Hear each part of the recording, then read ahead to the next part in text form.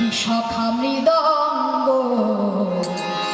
ললিতা বাজায়, বিশাখা মৃদঙ্গ ললিতা বাজায়, বিশাখা মৃদঙ্গ ললিতা বাজায়, বিশাখা মৃদঙ্গ চিত্রাবায় সপ্ত সদা রায় দেখে রঙ্গ, সুচিত্রাবায় সপ্ত সদা রায় দেখে রঙ্গ, সুচিত্রাবায় সপ্ত সদা রায় দেখে রঙ্গ, সুচিত্রাবায় সপ্ত সদা রায় দেখে রঙ্গ, রায় দেখে রঙ্গ।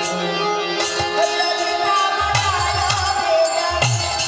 বিশাখা মৃদঙ্গ, ললিতা বাজায় বিশাখা মৃদঙ্গ। আজকে ললিতা বীণা বাজাচ্ছি, বিশাখা সখী মৃদঙ্গ বাজাচ্ছি, সুচিত্রাবাই সপ্তস্বরা রায় দেখে রঙ্গ, তুঙ্গবিদ্যা কপিনাশ তাম্বুরা রঙ্গ দেবী, ইন্দুরেখা পিনাও বাজায় মঞ্জিরা সুরে। এক একটা বাদ্যযন্ত্র বাজাবো, আর বাদ্যযন্ত্র বাজিয়ে একটা তালের সৃষ্টি হবে, সেটা হচ্ছে উদ্ভট্ট তাল।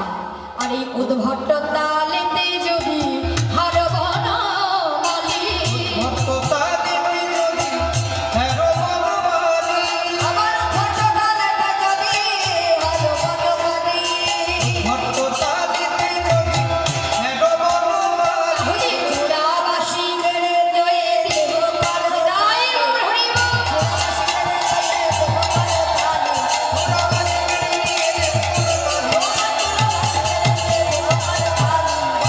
মেরে জয়ে দেব পার তালে। হ্যাঁ, তাহলে বুঝতে পারছো কিভাবে তোমায় নৃত্য করতে হবে? তাহলে নটিনীর সমাজে সুন্দর করে কিন্তু তোমাকে নৃত্য করতে হবে।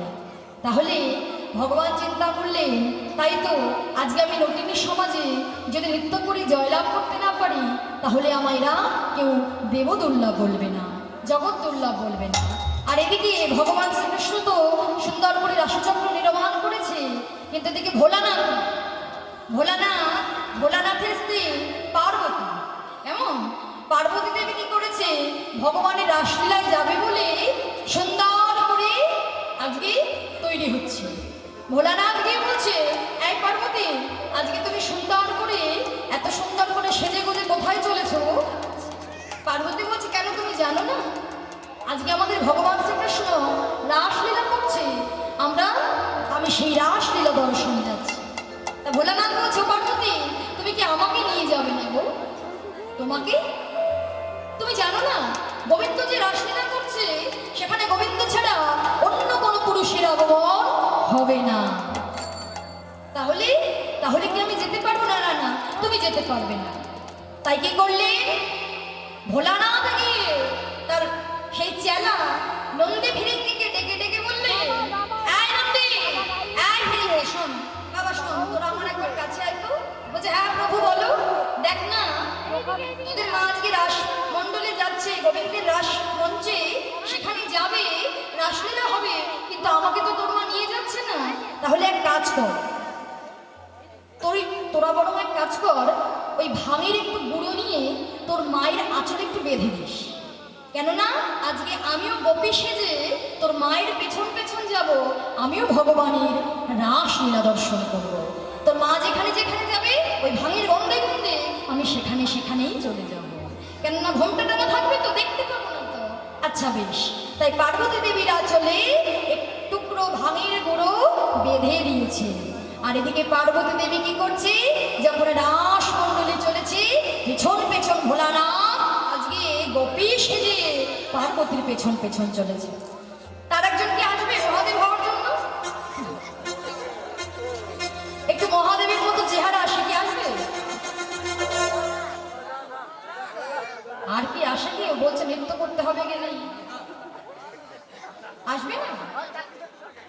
ভোলানাথ হবে তাও আসবে না? সে কি কথা?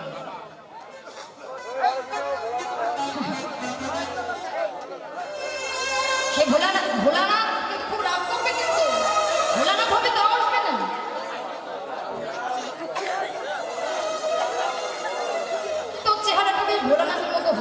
একেবারে হচ্ছে না।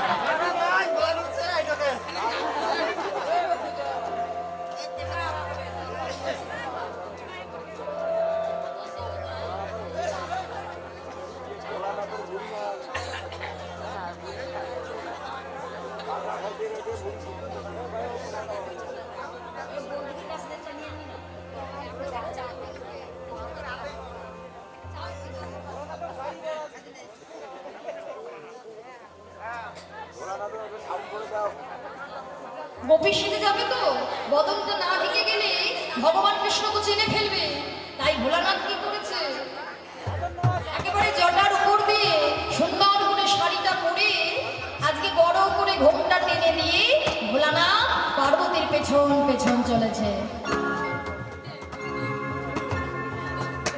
গৌরে যায় নেচে নেচে যায়, গৌরী নেচে নেচে যায়, নেচে নেচে যায়, গৌরী নেচে নেচে যায়, নেচে নেচে হরি বল হরি বল, হরি নেচে নেচে যায়, গৌরী নেচে নেচে যায়। নেচে নেচে যায়, গৌরী নেচে নেচে যায়। ভাং খেয়ে ভোলানাথ হইতে উঠে যায়, ভাং খেয়ে ভোলানাথ হইতে উঠে যায়। ভোলানাথের রাধে রাধে, আর ভাং খেয়ে ভোলানাথ হইতে উঠে যায়, ভাং খেয়ে ভোলানাথ হইতে উঠে যায়। নেচে নেচে যায়, গৌরী নেচে নেচে যায়, নেচে নেচে যায়, গৌরী নেচে নেচে যায়, নেচে নেচে যায়, গৌরী নেচে নেচে যায়।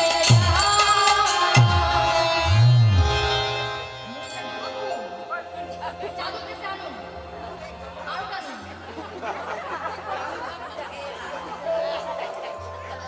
রাধে, তাই ভোলানাথ কি করেছে, একেবারে বড় করে ঘোমটা টেনে পার্বতীর পেছন পেছন চলেছে।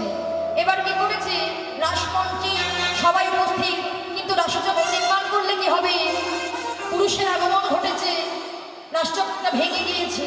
ভগবান বললেন নিশ্চয়ই কোনো পুরুষের আগমন ঘটেছে, তবে পুরুষটা কি? আচ্ছা, ওই যে অত লম্বা করে উঁচু লম্বা করে যে গোপী আছে, এই শোনো, এদিকে এসো। বাবা, তোমার নাম কি গো? আমার নাম গোপী।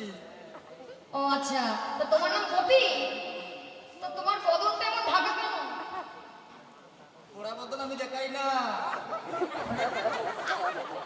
ও আচ্ছা আচ্ছা, গোপীর বদন আবার পোড়া, তো সে কি গো? তো তোমার নামটা কি? আমার নাম গোপী।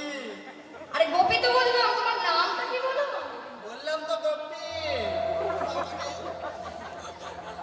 আরে বাবা, শুধু গোপী বললে হবে? গোপীর কিন্তু নাম আছে, হ্যাঁ, তোমার নামটা বলতে হবে। হট গোপী। হঠাৎ গোপী। হঠাৎ গোপী? আরে বাবা, হঠাৎ করে কি গোপী হয় নাকি গো? তোমার নামটা সেগুলো করে বলো। আমি সাদা গোপী। সাদা গোপী? আরে বাবা, ঠিক করে তোমার ভালো করে নামটা বলো। আমি শ্বেত গোপী। শ্বেত গোপী? আচ্ছা বেশ, তাহলে তুমি তোমার বদনটা আমায় একবার দেখাও। না না না না, আমার পোড়া বদন আমি দেখাবো না। না না, আমার পোড়া বদন আমি দেখাবো না। না না, তোমার বদন তো দেখাতেই হবে। না না না না না না। না না, তোমাকে বদন যে দেখাতেই হবে। যতবার বলছে না না বদন দেখাবো না, কৃষ্ণ তো বুঝতেই পেরেছে।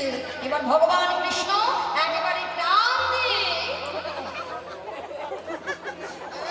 ভোলানাথের একেবারে শাড়িটা খুলে দিয়েছে। এ কি ভোলানাথ, তুমি এসেছো? তুমি যখন এসেছো, শোনো, তুমি এখানে এসেছো কেন? তুমি জানো না যে এখানে কোনো পুরুষের আগমন ঘটানো যাবে না? তা তুমি সেখানে এসে পড়েছো। বলছে হে প্রভু, আমি যে তোমার রাসটা দর্শন করতে চাই। বলছে না, তোমার তো রাসটা দর্শন হবে না, আগত কলিযুগে তুমি শান্তিপুরে আমার ভাঙা রাস তুমি দর্শন করো।